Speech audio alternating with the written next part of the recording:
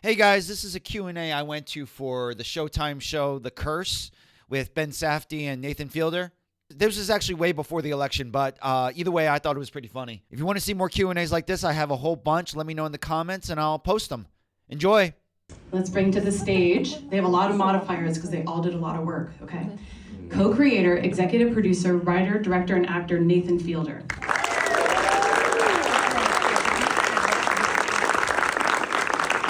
Hi, Nathan.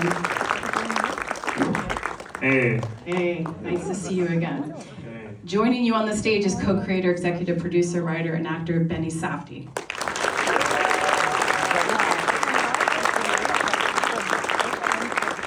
I'm disappointed by the lack of applause. You guys can do better. Let's get this a little bit don't more have riled to. up. Yeah. You deserve it. You deserve it. No. We deserve what you gave us. And you didn't know we were here. That's what's the truth. True. But now that they know better. They know better. Can't hide. They cannot hide. So congratulations on the show. How does it feel to be getting so much attention for this piece of television? Well, that's a great question. Thank you for asking. That's why I asked it. The attention, yeah, it's what we do it for, and we get it, and people get it, and we get it. The exciting thing I do think is the way that people are engaging with it and how they're engaging with it, because there's a lot of stuff that we did with the show to really, and it was like stuff we talked about that we weren't sure anybody would even pick up on or do or take note of, and it's really awesome to see that plus more. And So the audience was smarter than you thought, is what you're saying. well, no, because I think because we were hoping that they were as smart as they actually are. I like that. Self-fulfilling prophecy. This is great. Thank you. I want to say thank you all for coming and coming to watch this episode of TV in this theater. It's great. Theater. It's an amazing theater. It's a wonderful place to And do art. We're excited to see how it all plays out when you see it all, because the show does sort of like evolve in terms of like what you think it is and how different things are. So. But we'll get to that in a minute. Let me backtrack if I might. So the first time you met, Quickly. how did you meet? I would just like to ask, has anybody here, is this your first time seeing it, or are you Yes. caught up? Everyone's, yeah. Okay, so I just want to make sure that we don't First time, spoil. Yes, This is no great. spoilers. But first, I want to talk about your partnership, your creative collaboration. How did you first meet? Who called whom? Did one of you see the other's work? How did that turn out? Well- I had been a fan of Nathan's before he even knew I existed. So I was just watching Nathan For You on. No, not before I knew you existed, That's true, because yes, there was a LA Film Festival. we had a connection. film in 2005. We had a film in the LA Film Festival, and so we had a short film, me and Adam Lock Norton, who have worked on this show too, and Benny's brother did in this festival, and we actually had a photo with him from 2005, and so when Good Time came out, Adam was like, oh, we know those guys, and we watched the movie. It was probably around the same time, and yeah, so then I watched the movie, and then I ran into Josh, and then Benny and I got in touch, and we just started hanging out. But not to make a show, just to like be like, hey, like, whoa, your stuff's cool. What do you?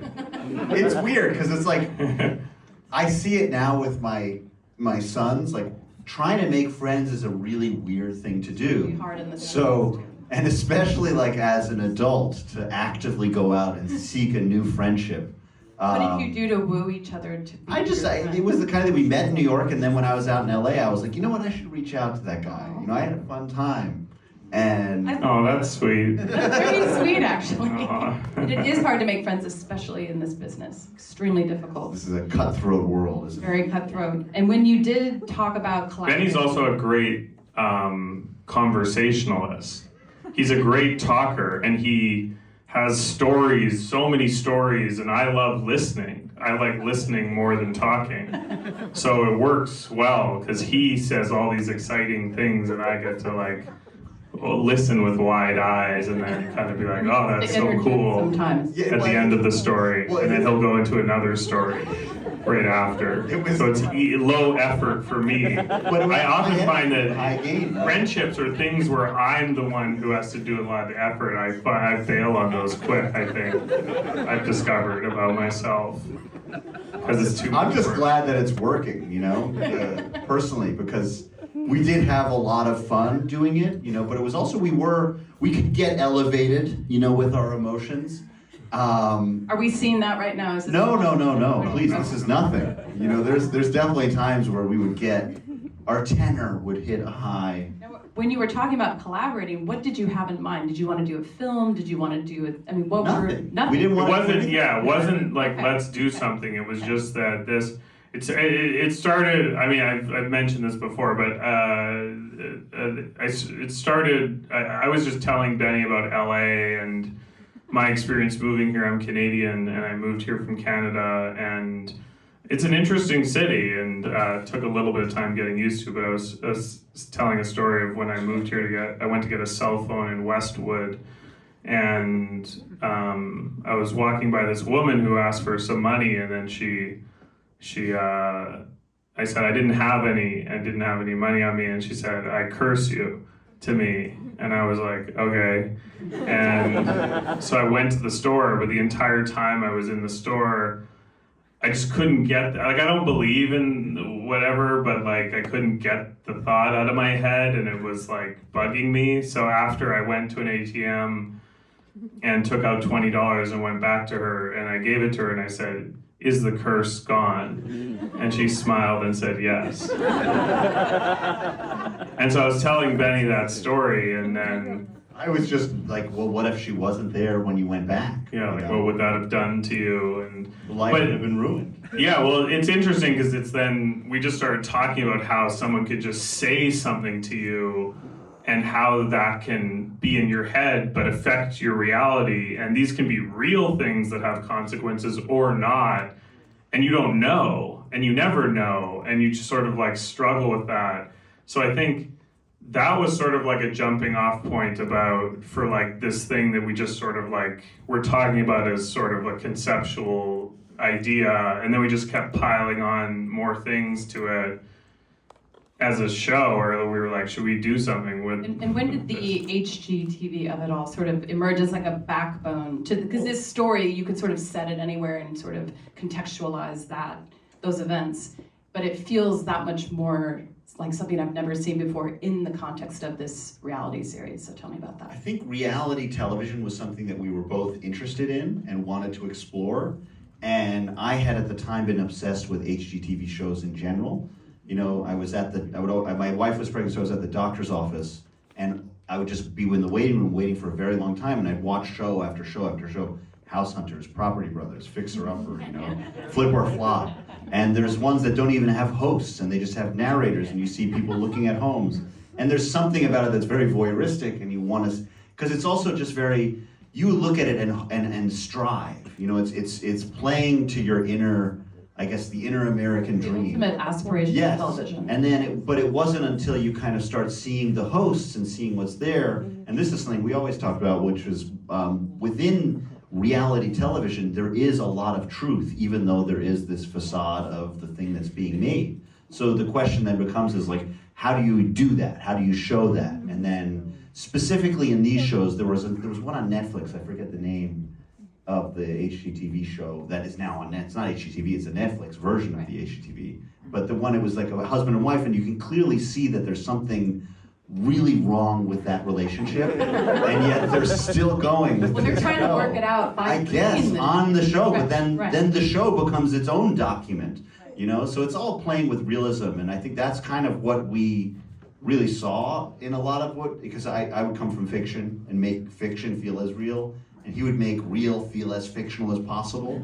And Talk about something that I really love about the show is the setting. Specifically this corner of New Mexico. What are the sort of cultural and economic tensions of that world that you felt lent itself to the perfect setting? Because I really, you can put this in Florida, you can put this in New York, but there's something about the cultural alchemy of this location too that makes it feel really special. So tell me about that choice.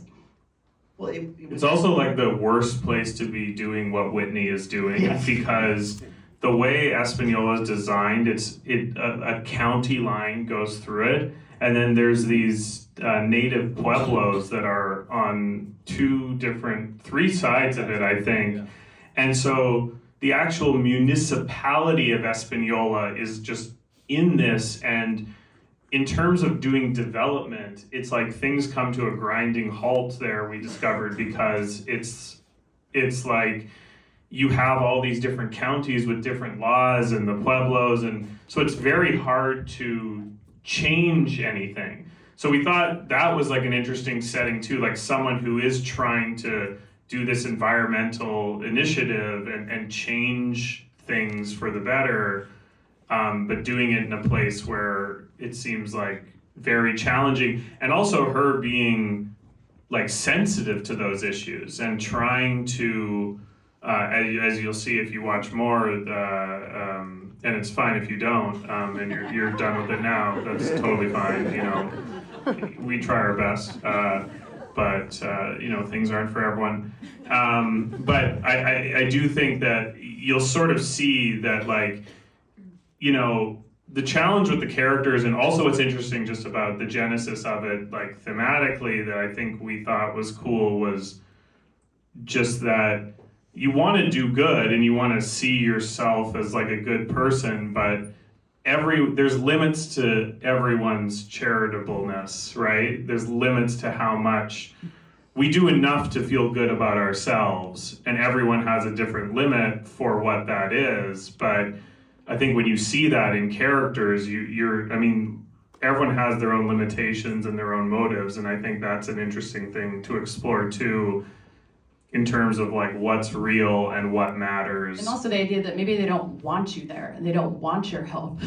You know what I mean? It's just like, and the characters are like, we're good, right. I'm a good Right. person. Like they're saying that, but that's like a factual statement as opposed to like, what does that even mean? Like, what's enough or not? Right. But with regards to the location, once we did settle on it, you know, we just started learning as much as possible about all of the issues that were there.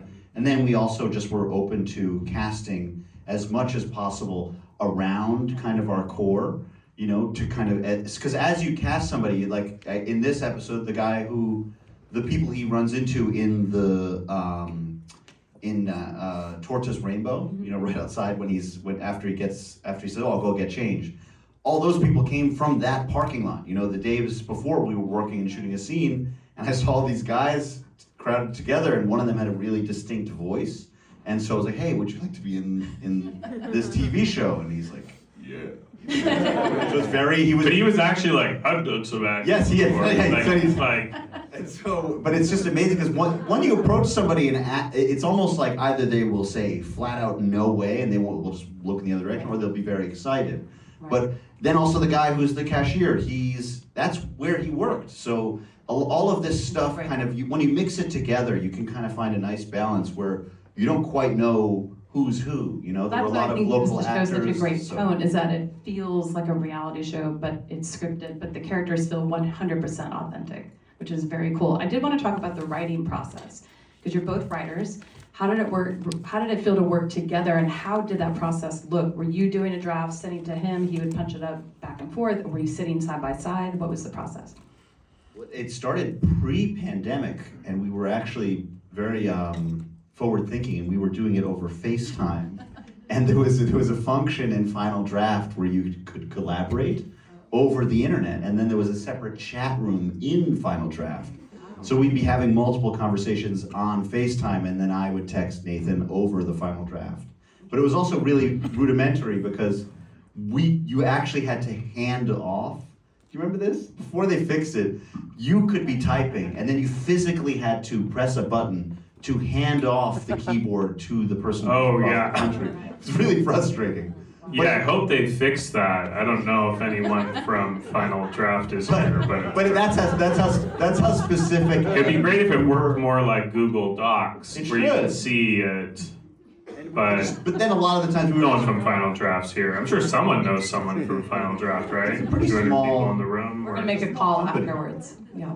But so this is pre-Zoom. Did you segue to using Zoom instead? that was a tough one Okay. because we still there was something about the FaceTime Right. that really felt like We you were wanted to see hanging each other's out. faces too. Oh, you had to. Yeah, you have to see them. Because a lot of it was if you test out stories, and we were just flying a mile a minute, with a lot of different ideas, and if it worked, it really was what this was, kind of just like as we were writing it. Oh, look who it is! Hey, Oscar! Oh wow! Stand Unbelievable. up right here. This is Oscar. He's Remy. been. This is Remy, who is the cameraman for Dougie.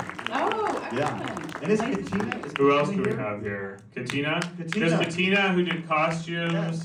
right here. Costumes. Where is she? Stand Oh, up.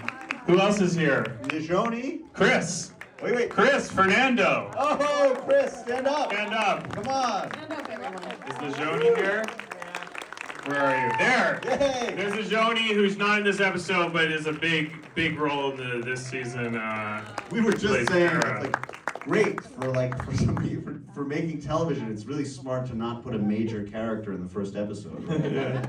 And what does that mean to you to hear people say it's cringy and unsettling? Does it mean that they are being pushed to experience something that they never have before? Because that's how I read it. What is it? How do you read that word? Cringe. Cringy? Yeah. I think it's, for me, it feels, some of the scenes go on for a long time where normally we're ready to we're gonna cut.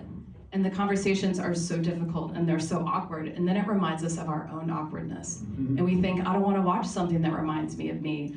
And then it keeps going. And that's why I think it's cringy, but that's also why I think it's great, personally.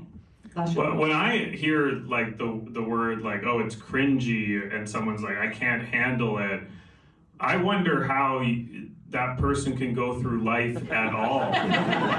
Because I every agree. interaction is horrendous, almost all.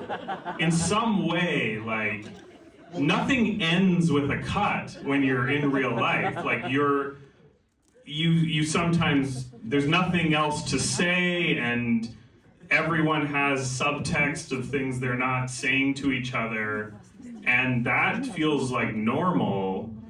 So it's interesting that people have a hard time with it, but also it's we weren't trying to do that. We were just basically, we love it when characters are in scenes and they're not saying what they're actually feeling and maybe communicating it some other way. And I think we're just trying to understand the characters, and you understand them in the moments that you may not expect. So. The only thing that just popped in my head is from episode 2. So now you all have to see episode 2. Sorry. It's already out there, you're not spoiling. Yes. Yeah. But if this constitutes a spoiler, then I think actually we've done an incredible job. No, but basically there's a moment where there's a pause in the conversation, and somebody's looking at a table while people are having dinner. There's a pause in the conversation, and somebody looks at their phone, and there's a very long, for television, pause while the two other characters sit with nothing to say. They drink water, they look around the restaurant, and they wait for the person to finish their text. And that is something you normally wouldn't see, but you see it every day, so why shouldn't we show it that way? And I think I didn't quite understand what the cringe meant until I watched it with people who knew nothing about the show, and I actually saw them kind of folding in. I'm like, oh, it's a physical thing. And I don't know, maybe it is a little bit uncomfortable to see what we actually do. It's but maybe you kind of have to see it. Right. So. I think that's the entire point of the show. But I'm scared of roller coasters, so I'm not or intense ones. Yeah. So I don't want a physical. But that wasn't our intention. Not that's. Do people who can't handle stuff like this like roller coasters? Just the physical feeling, or no? Well, that's a physical feeling of Interesting. nausea. So why, if you like a roller coaster, and what's the difference? Well, a roller coaster is fast-paced in the sense of you're going back, you're ping-ponging. Yeah, but this you don't have to leave your house. This You mean would be and it's cheaper than a roller coaster. visceral Okay. experience. Right. This would be You just want to feel. This is the isn't it- beginning of the roller coaster. Here's the So where you're going up and it's clicking. I Yeah, think that's the show. but that's part of the fun, right? Yeah. It's also, isn't it nice to like feel something when you're watching TV? It is. Or is it like, I mean, sometimes I like feeling nothing, but sometimes it's fun to feel something.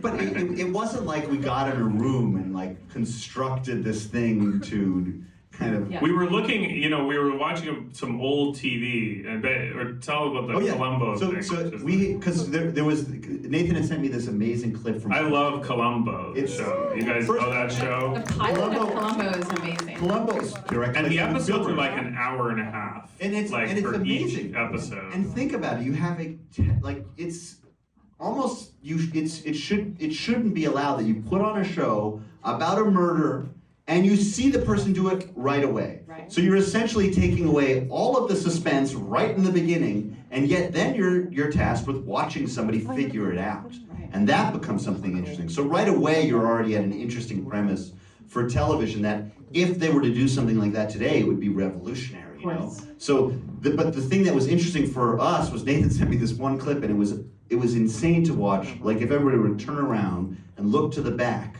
imagine Peter Falk was walking out the door, down the aisle, all the way down the aisle, up the stairs, up here, back and around. He was literally walking down a long hallway into a phone booth. He then looks at the phone number and then dials the phone on a rotary phone. So there's always, you have to let it kind of slide back at each time. And you watch him input the entire phone number. And then you watch him wait for somebody to say hello. So you literally watch the phone ring on. And there's like 6 seconds between each number. Crazy. Right? So it's like boom, and then it's like shh. And I think it was like, why? But you think when you're in that cadence, you're like, is something gonna happen? Like at any moment, you're sort of like, it's suspenseful in a weird way. The killer's gonna come out at any moment while he's dialing the phone, you know? So one thing we were trying to do too with the show is like, rather than sort of being like, here's the point of the scene or what you're supposed to get from it, we want people to sort of like, there's a lot going on and you don't really know how things are going to connect. And so to have that experience of like trying to interpret some of these things that are a little ambiguous and could mean something or could not, which is sort of like what the whole show is doing, in itself. So I think we like that being a part of it. It requires you to be a part of it, though, which I think is fun. Like a roller coaster. Yes. Like a roller coaster. You got to sit on the thing, and you love social media. I love it You just so love the comments. I live by every single thing I read. Do you have a social media presence? I'd say modest. Are you on X? Begrudgingly. Yeah. Oh. Yeah. But Why? You don't like it anymore? The tone is a little. But there's nothing else out there isn't, but I see a lot of great stuff about your show on. Showtime said they're not going to post on X now. Is that true? Because what was the reason? Oh, there was the advertising thing, the anti-Semitism stuff. Well, and it was also just he said I don't need advertisers. Right. So. Okay. And then advertisers leave. Right. Interesting cause and effect. So here's the thing. Okay. Showtime stops posting on X. They go, this is not right. But others still do. Who's the good person?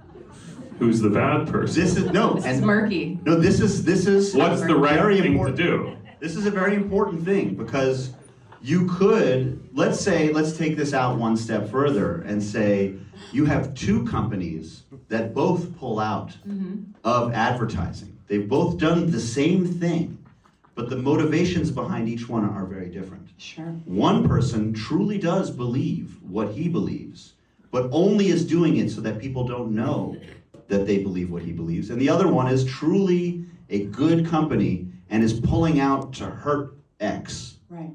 Both are exactly the same, but the motivations are different. It's true. And you don't know what those motivations are most of the time. You just have to go off on and make it. And on the surface, they both look like they've done the same thing. So I guess you can tie that into what we've all just experienced in that hopefully we're giving you or attempting to give you inside information. I like that was a really great segue. Benny's like a philosopher. He can put things in the context of these philosophical ideas in like a great way. But back to my question. can't. I have to ask you about this because it's been haunting me. that people thought you were doing Ron DeSantis with this character.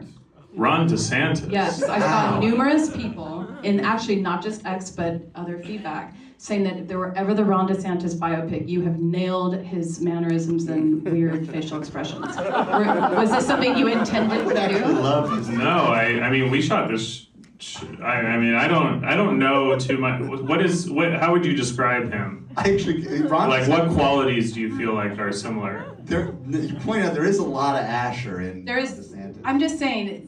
Look at, if you can stomach it, look at some footage of him. No, I saw the thing where he like can't smile properly. That's essentially it. Is that a That's clip? essentially it. And I think when you're doing the sit-down interview with the local journalist, who by the way is played by a real journalist from the area, she was amazing. Tessa.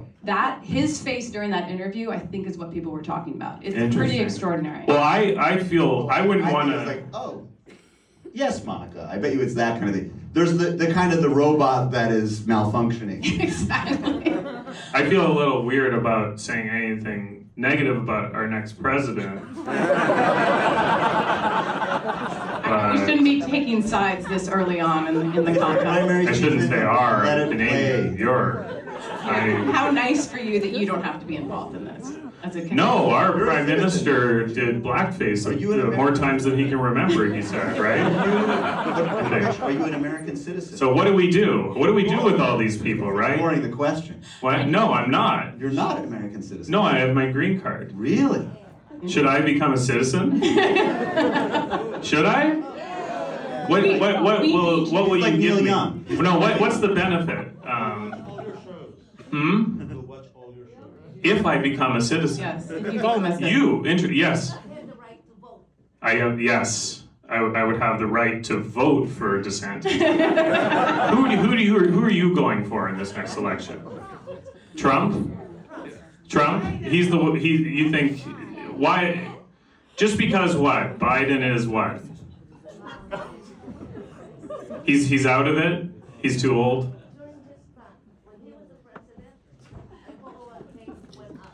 Your 401k went up when who was president? When Trump was president. Yeah. Oh, someone's leaving. I wonder. That's weird.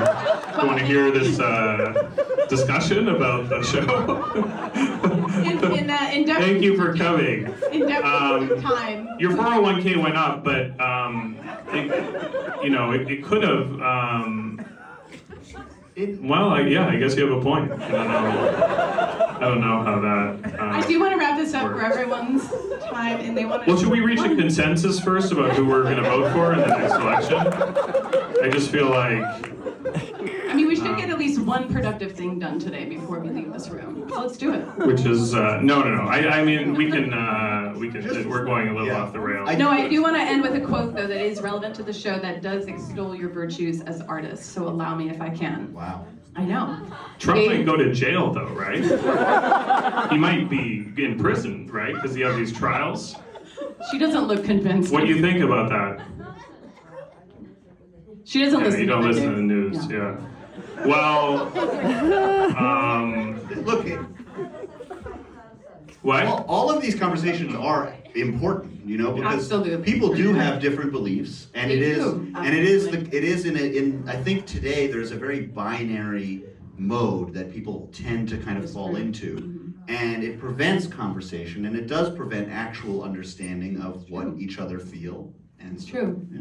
This is the place to heal, I think is what you're saying. Yes. So I'm going to close with a Did you quote. like the episode? Yes. There we go. That's all that Yes. matters. She likes the All right, Trump it is. Okay. So one of your EPs, Dave McCary, who happens to be married to Emma Stone, Yes. said something very nice about you, which is, Benny and Nathan have a knack for making people feel comfortable exploring something that's going to be embarrassing in depths and brilliance. So how do you make people feel comfortable on set to explore areas that feel difficult or push themselves? Is there something that you do with your cast and each other to feel like, hey, let's just experiment, let's just go as far as you want to go? I think it's about you have to set the table that it's okay to make a mistake. That if there's a lot of pressure on you to perform, that can backfire. I think you want everything to kind of be open, and you're all doing this together. You're all beginners. You have to kind of come at it with that mindset, because then everybody feels empowered and everybody can kind of go up, and there's no right or wrong answer, and if you make a mistake, you just do it again. Big deal. I like that. And also we were like very curious in terms of the people we brought in to perform on the show, how it felt to them, if things felt unnatural, if we're dealing with local stuff, if we got anything wrong, if they would say it differently. So we tried to really kind of have these meetings with people before we'd be on set, and then adjust the script based around things that would be the most natural for them. And, we would always just try it again or adjust it to them, but we were really concerned with we didn't want them to fit into the mold of the show. We wanted the show to fit into this world that we were sort of entering. And so, just making them feel, it's hard to know how, how did you feel? I don't know, okay? Okay. It's just kind of at some point. Well, yeah, you feel like you're not doing anything. That's Yeah. that's the best, is when it's just like, oh my God, Make that it feel just natural. happened. Natural. Yeah, and it's such a cliche thing. Oh, make it natural. I think I even said that. Yeah, go out, make it natural. And I tell Adam to go do it. It's such a weird phrase, but you're kind of doing a lot of work to make that the case. Sure. And it's unseen, and a lot of it is in there's a lot of preparation Right. and all that goes into it. But it's like Nathan was saying, somebody could come in and we'd be doing a scene and people felt comfortable enough to be like, well, that's not true. And then we would just be like, okay, let's change it. Yeah. Right.